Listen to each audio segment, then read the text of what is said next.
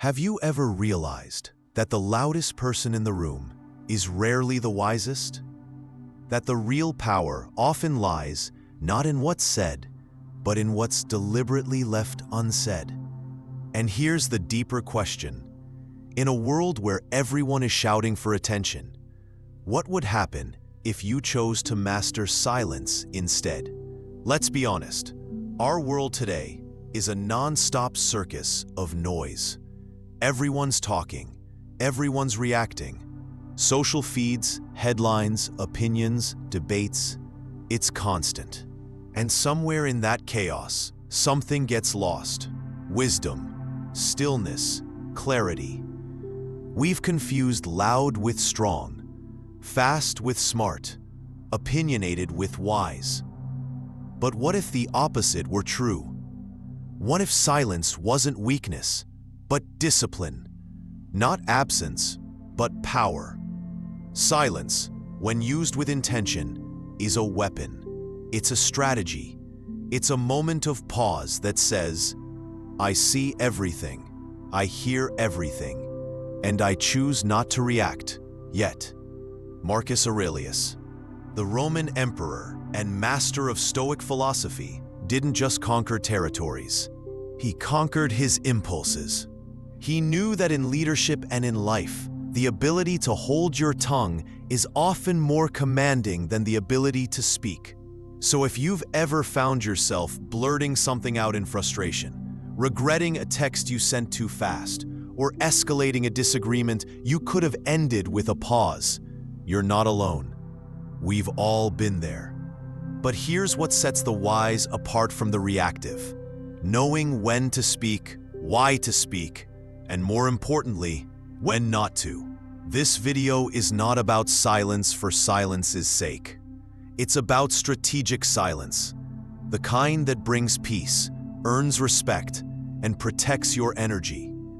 Today, we're going to dive into 9 very specific moments where choosing not to respond isn't passive, it's powerful.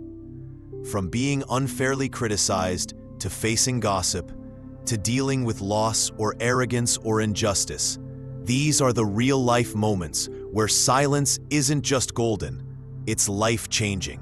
So if you're tired of being drawn into every argument, every insult, every drama, and you're ready to reclaim your calm, sharpen your response, and carry yourself like someone who doesn't flinch, this video is for you. Let's get into it. We've all been there.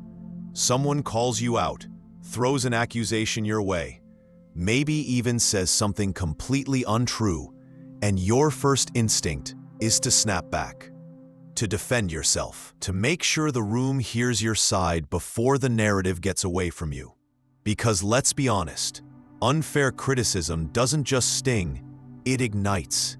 Your ego lights up, your heart races, your mind starts drafting the perfect comeback.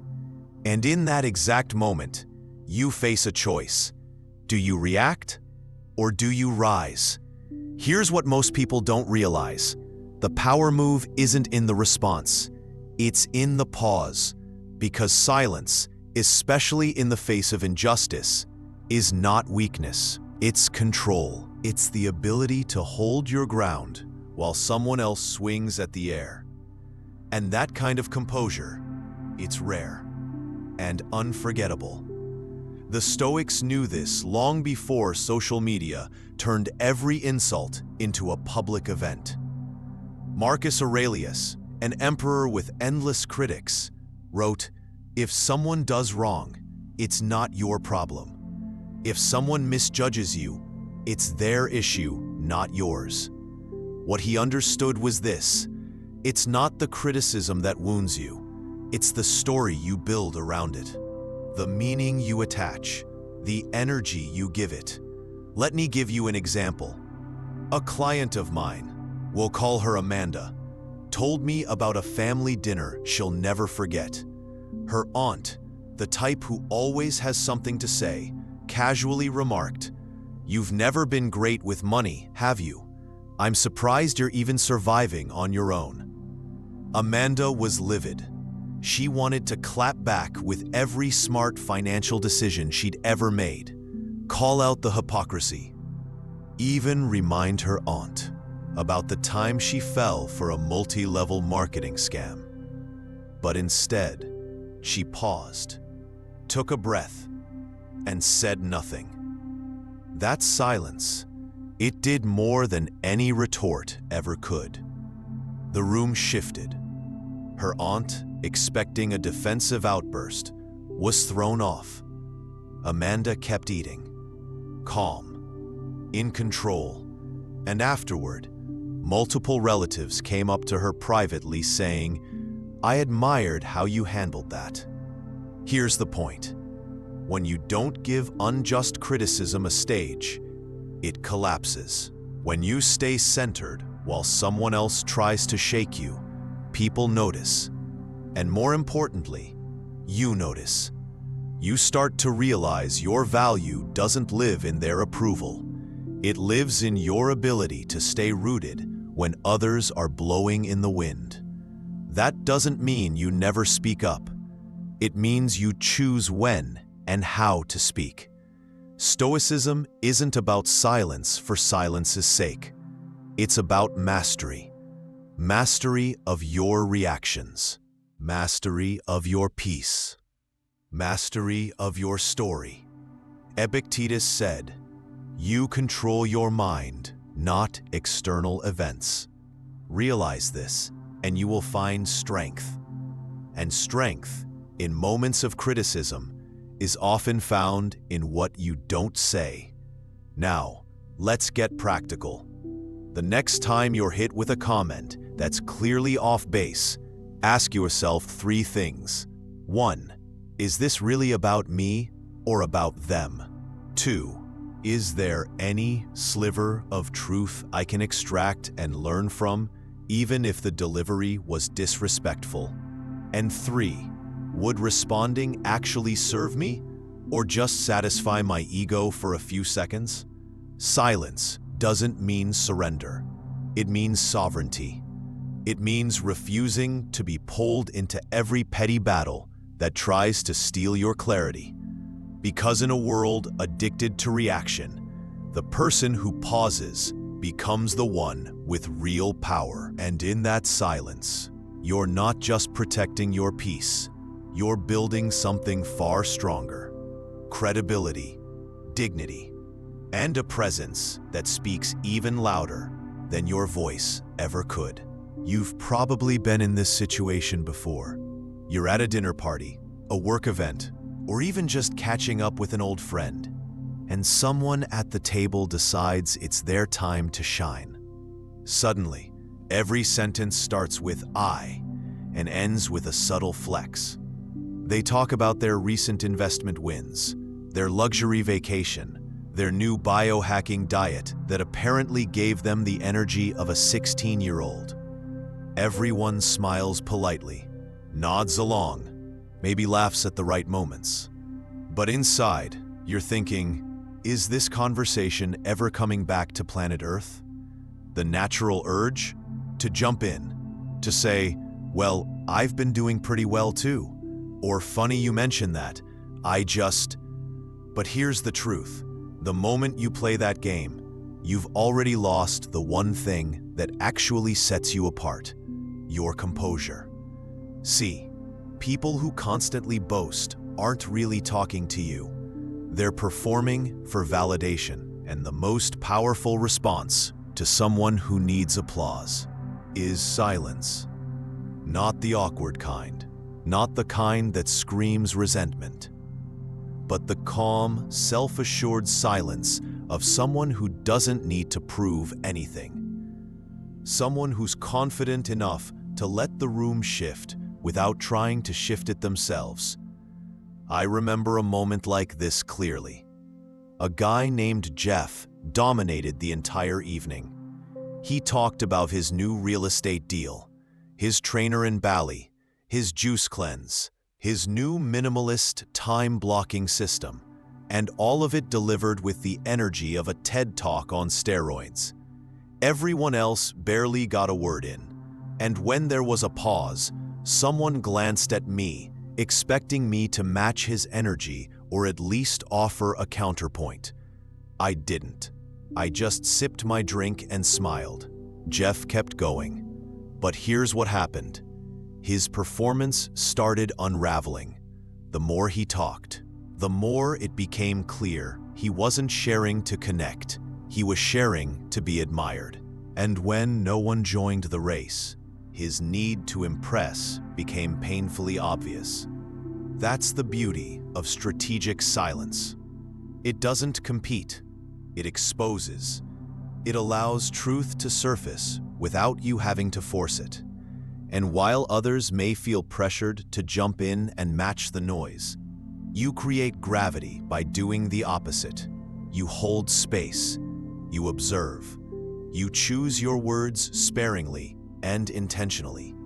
And in doing so, you shift from trying to be seen to becoming unmissable. Stoic philosophy teaches that we should never let the actions of others dictate our state.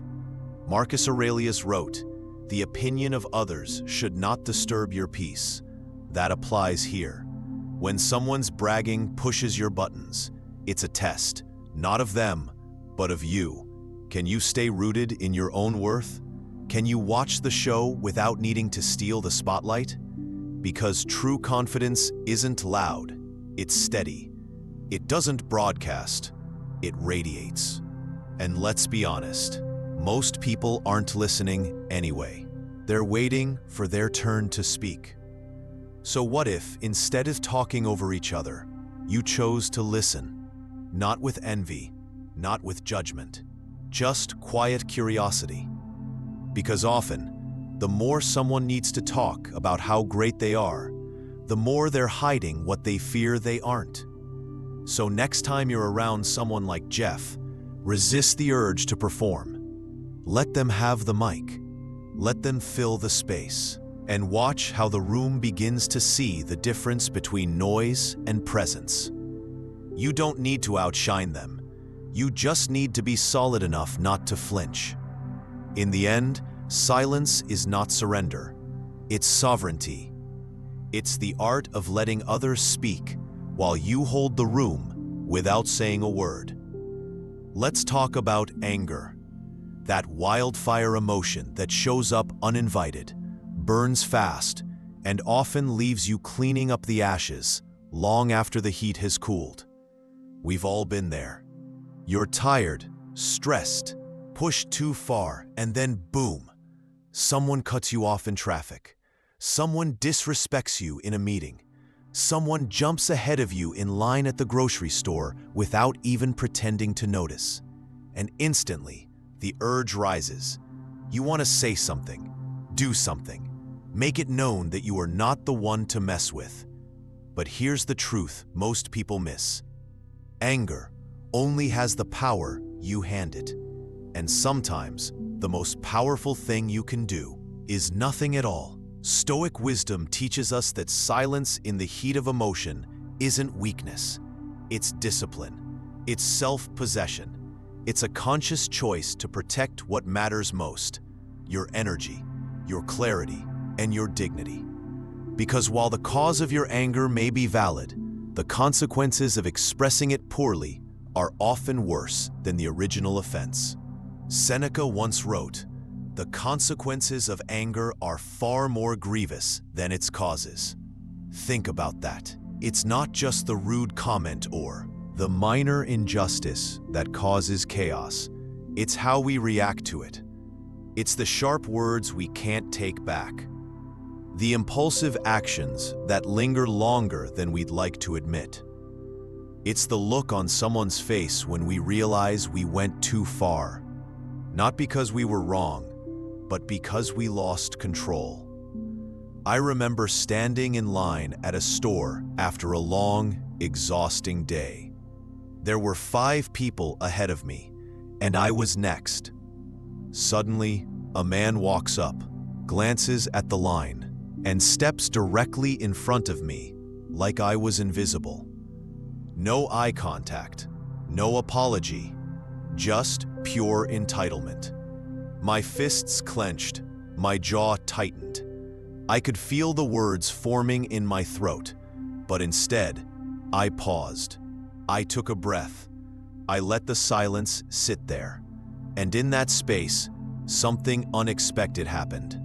He turned around, made eye contact, and said, "Oh, I didn't see you." Was it sincere? Maybe, maybe not. But that pause gave him the chance to correct himself, and it gave me the chance to stay calm. No escalation, no scene, just presence. You see, anger is often a reaction to feeling powerless. But silence, when chosen intentionally, is a reminder that you're anything but. It tells the world, I see what's happening, and I still choose to remain in control. That's real power. That's the kind of strength that turns heads without raising your voice. Now, don't get me wrong. This isn't about becoming a doormat or bottling up everything inside. It's about learning how to separate impulse from intention, about giving yourself just enough space between what you feel and what you do, because in that space lies wisdom.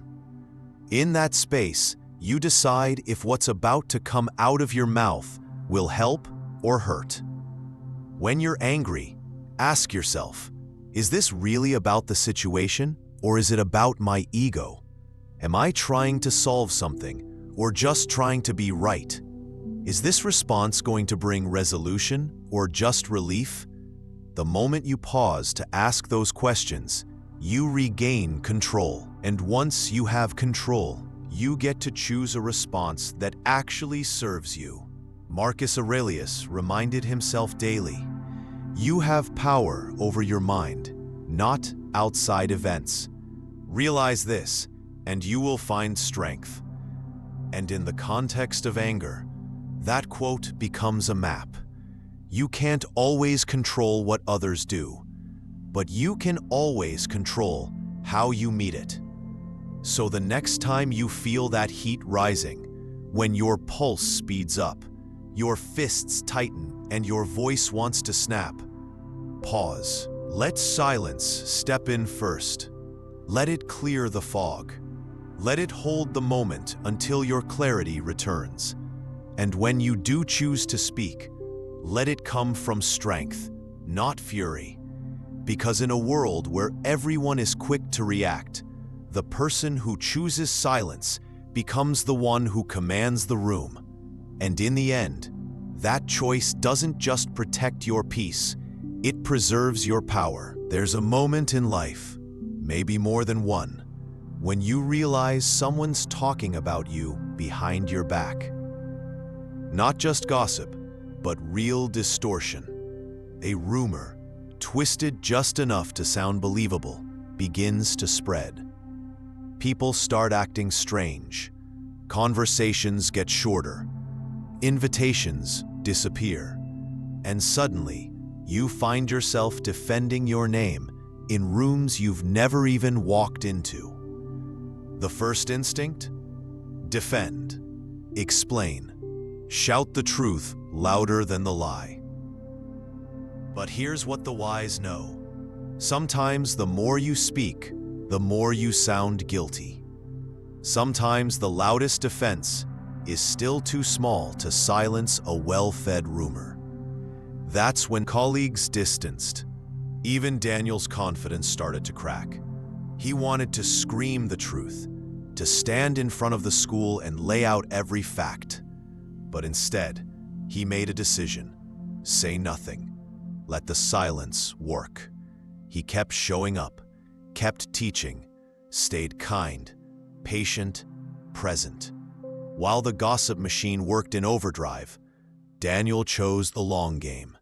And slowly, truth began to speak. His students continued to thrive. His classes stayed full. His integrity never wavered. Eventually, the rumor collapsed under its own weight, and those who mattered saw the truth for what it was.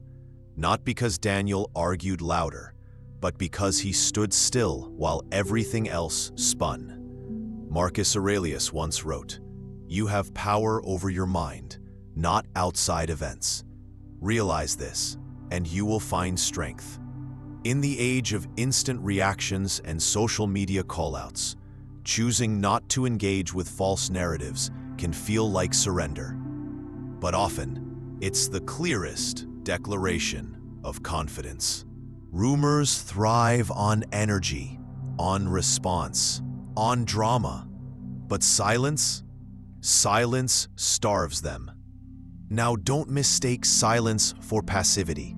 This isn't about letting people walk all over you. It's about understanding that your energy is sacred, that not every fire needs your oxygen, that defending your name isn't always your job.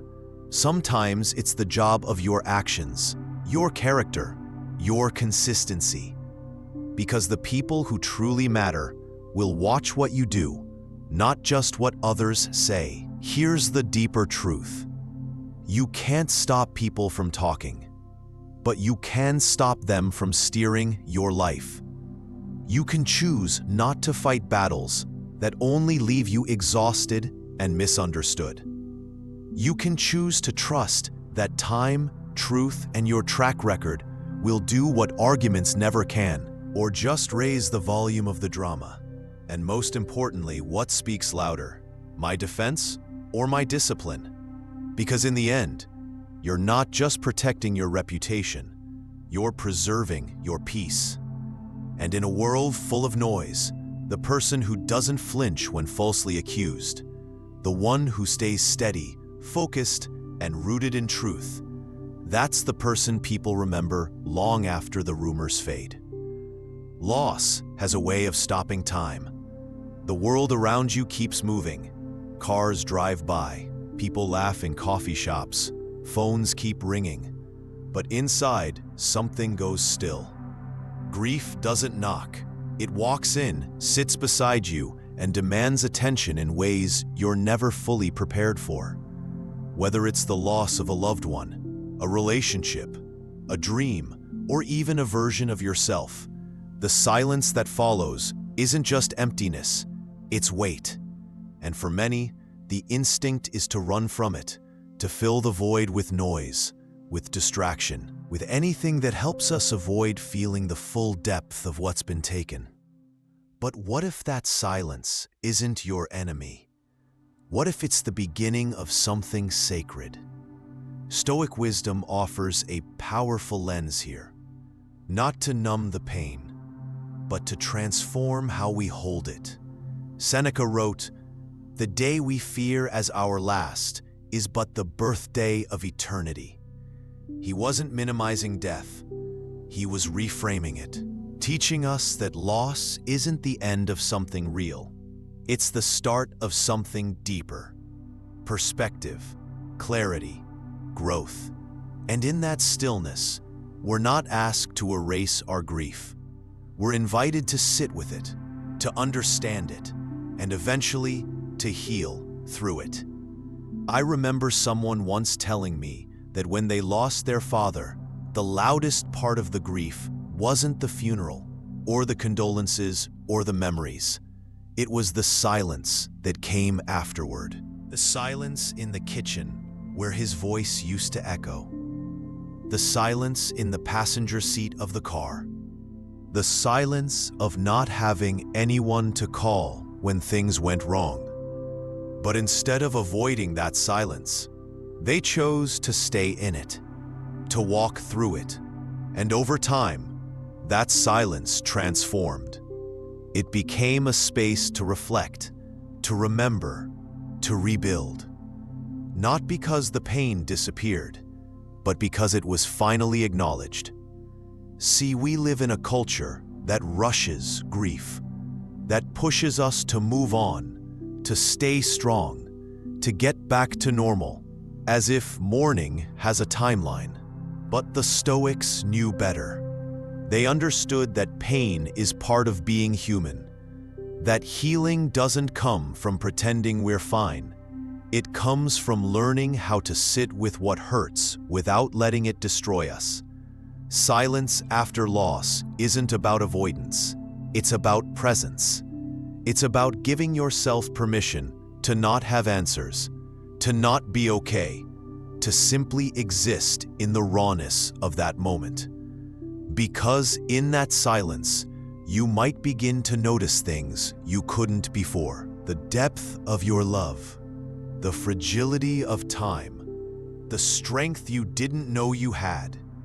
You realize that grief isn't a sign of weakness, it's evidence of meaning. We only mourn what mattered. So how do we navigate it? First, stop trying to fix it. Let it exist. Give yourself quiet space. Journal. Sit by yourself. Breathe without a goal. Don't try to explain your sadness to those who won't understand.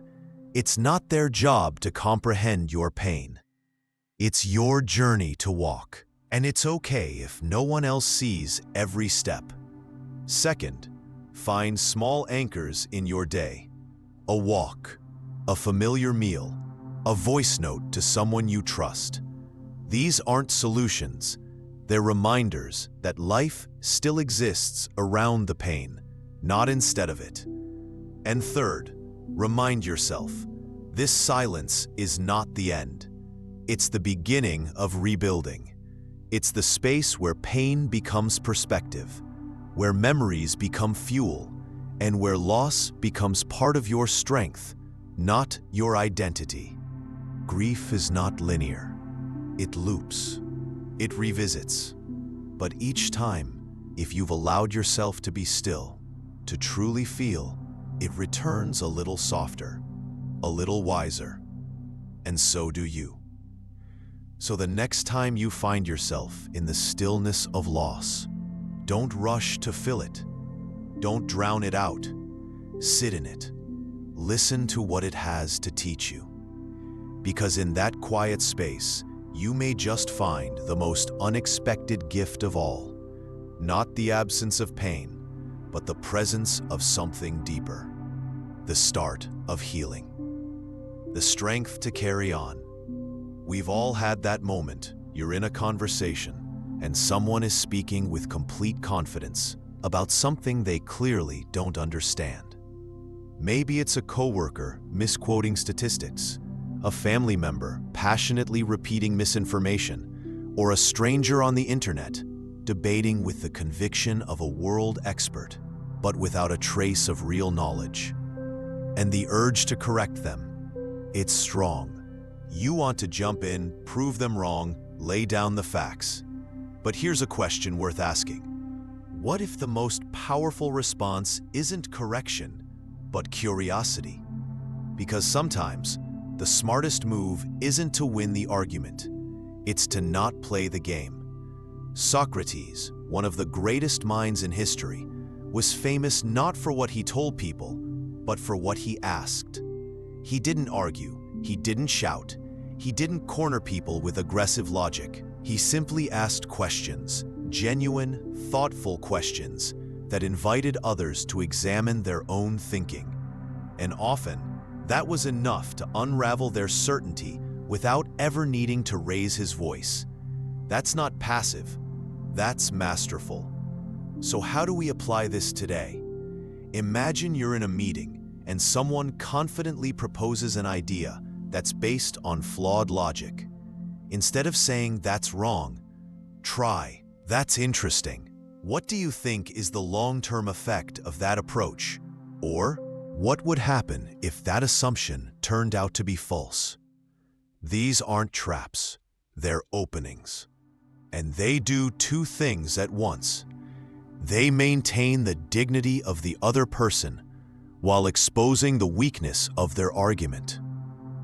This works especially well with people who don't realize they're speaking from ego instead of understanding. Because when you confront ego directly, it resists, it gets louder, it doubles down.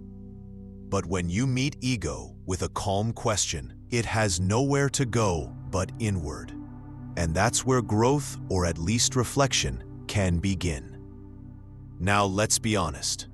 Sometimes the person you're dealing with doesn't want to reflect.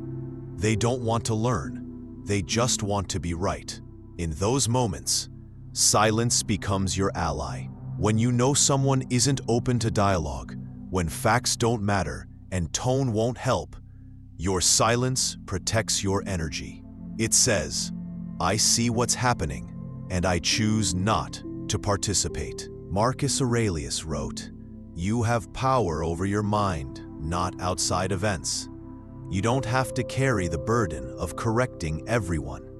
You don't owe a debate to people who aren't listening, and you don't have to let ignorance rob you of your peace. So the next time you find yourself face to face with someone confidently wrong, pause. Ask a question if it feels worth it. Stay silent if it doesn't.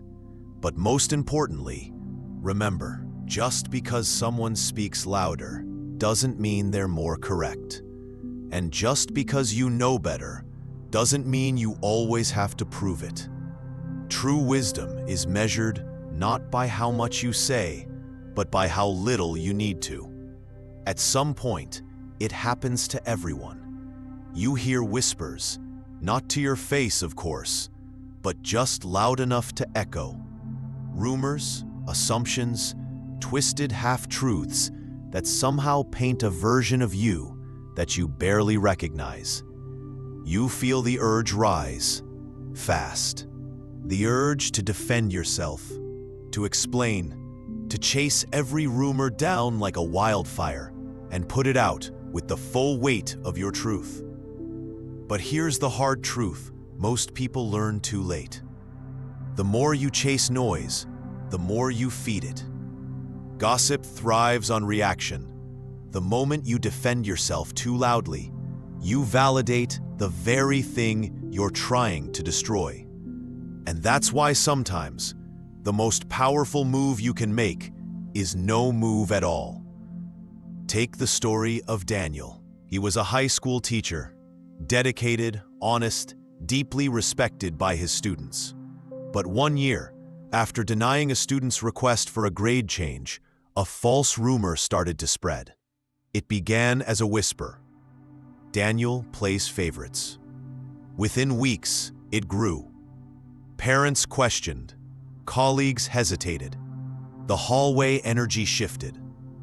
Daniel could have stormed into the principal's office, sent out mass emails, called every parent. But he didn't. Instead, he did what Stoic wisdom has advised for centuries. He stayed consistent. He kept showing up, kept teaching, kept guiding students like he always had. And over time, the truth outlived the noise. His results spoke louder than any rumor ever could. Epictetus once said, "If someone speaks ill of you, and it's true, correct yourself. If it's false, let it go." There's a kind of freedom in that.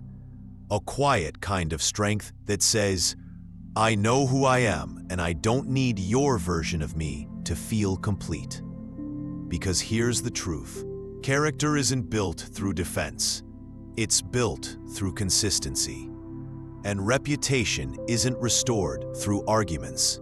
It's restored through time. Now, does this mean you should always stay silent? Not necessarily. But it does mean that how you respond determines everything. If your silence comes from strength, from the choice to let your actions do the talking, that's not passivity. That's power. But if your silence comes from fear or from not knowing your truth, that's different. The key is in knowing the difference. So next time you find yourself at the center of whispers, ask yourself, does defending this make me look stronger or just more shaken? Would a response clarify or complicate? What would someone who knows their worth do? And more often than not, that answer sounds a lot like silence. Because the people who matter, the ones who truly know you, will watch how you move, not just what others say. And over time, Silence paired with integrity becomes the most undeniable response of all. Life isn't fair. That's not negativity, it's reality. You can work harder, give more, lead with integrity, and still find yourself overlooked, underestimated, or worse, betrayed. Maybe it's a promotion that goes to someone less qualified, a colleague who takes credit for your idea, or a friend who twists your kindness into weakness. And when injustice hits, the natural reflex is to react, to confront, to shout, to burn it all down. But here's the truth. Reacting in anger might feel satisfying in the moment, but it rarely serves you in the long run. In fact, it often does more damage than the injustice itself. Stoic wisdom teaches us a different path, not one of surrender, but of strategy. When something unfair happens, it's not about ignoring it. It's about asking yourself, what's the most effective way to respond? Not emotionally, intentionally. Let me tell you a story. There was a young scientist who spent years developing a groundbreaking study. Late nights, missed weekends, obsessive focus, not for praise, but because she believed in the work. When it came time to present it, her supervisor stepped forward and claimed it as his own. No mention of her name, no credit, just applause for someone who hadn't done the work. Her blood boiled. She wanted to walk up, take the mic, and call him out. But she didn't. Not because she was weak, but because she understood something most people never learn. The best revenge isn't outrage, it's results. So she kept building, kept publishing, kept pushing her field forward.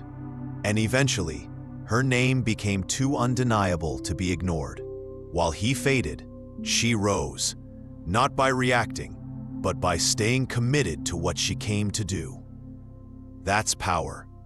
That's stoicism in action. Nelson Mandela, who endured 27 years of imprisonment, could have emerged consumed by rage. But instead he said, resentment is like drinking poison and then hoping it will kill your enemies. He knew that righteous anger, when left unmanaged, only poisons the one who carries it. True leadership, true influence, comes not from retaliation, but from resilience. Now let's be clear. This doesn't mean you stay silent forever. It doesn't mean you accept injustice as normal. It means you give yourself the space to choose a response that protects your integrity. Because when you react impulsively, you give away your power. But when you respond with clarity, you shift the entire dynamic. Marcus Aurelius said, "The best revenge is to be unlike him who did the injury." So ask yourself, when life treats you unfairly, will you let the situation define your behavior? Or will you rise above it and let your character define your response? The next time you face injustice, pause. Don't explode. Don't beg for recognition. Just ask, what would serve me best? Not in the next 5 minutes, but in the next 5 years. Most of the time, that answer won't be found in drama. It'll be found in discipline, in continuing your work, in staying on your path, in refusing to be shaken by people who want to throw you off balance. Because fairness isn't guaranteed, but your reaction, that's always yours to control. And sometimes, the most powerful act of justice isn't a speech or a fight. It's the quiet, unshakable decision to keep showing up anyway. It's a strange feeling, isn't it? That sting when someone throws an insult your way? Not always loud or direct, sometimes just subtle enough to cut deeper.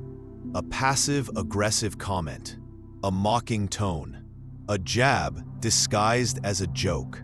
And in that moment, your instinct is to fire back, to prove a point, to remind them and the room exactly who you are.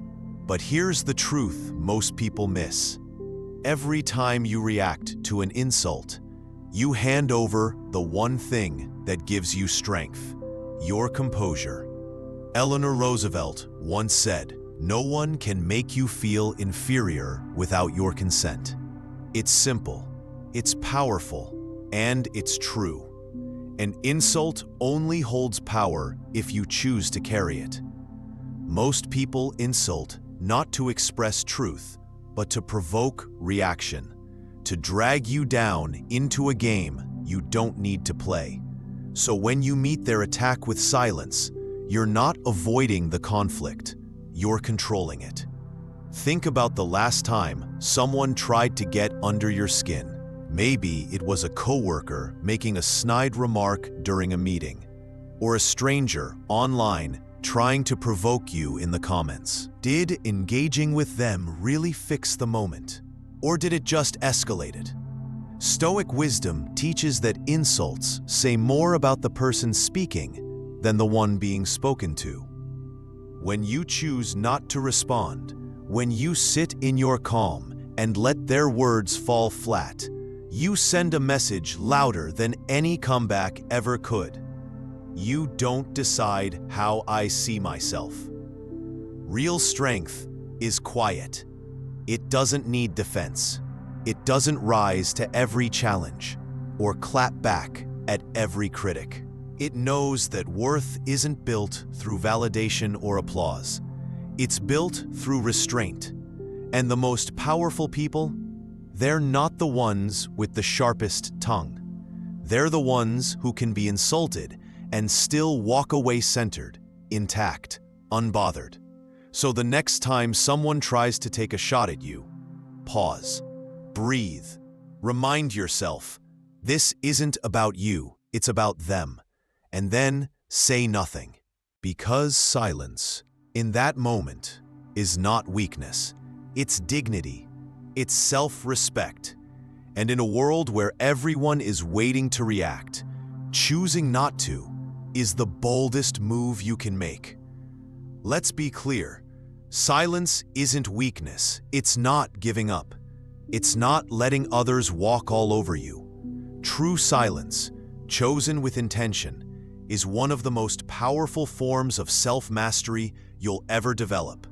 Because in a world obsessed with being right, being loud, being heard, the person who knows when not to speak is the one who holds the real power. Marcus Aurelius said it best, "Waste no more time arguing what a good man should be. Be one." You don't need to explain your worth. You don't need to defend your every move. You just need to live with clarity, integrity, and calm conviction. And let your actions speak where words would only dilute your truth. So here's a challenge for you. The next time someone pushes your buttons, questions your character, or tries to pull you into unnecessary chaos, pause. Don't respond out of impulse. Observe, breathe, and ask yourself, will reacting serve me or simply satisfy a moment of ego?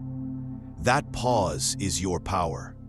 That silence is your statement.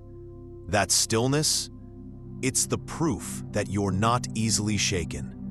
And that's what makes you unshakable. If this message resonated with you, don't keep it to yourself. Share it, not for likes or numbers, but because someone else out there might be losing sleep, their peace, or their perspective, simply because they haven't yet discovered the strength of strategic silence. Thank you for watching. Stay calm, stay grounded, and when the world gets too loud, remember, you don't always have to speak to be heard. Sometimes your silence will say everything.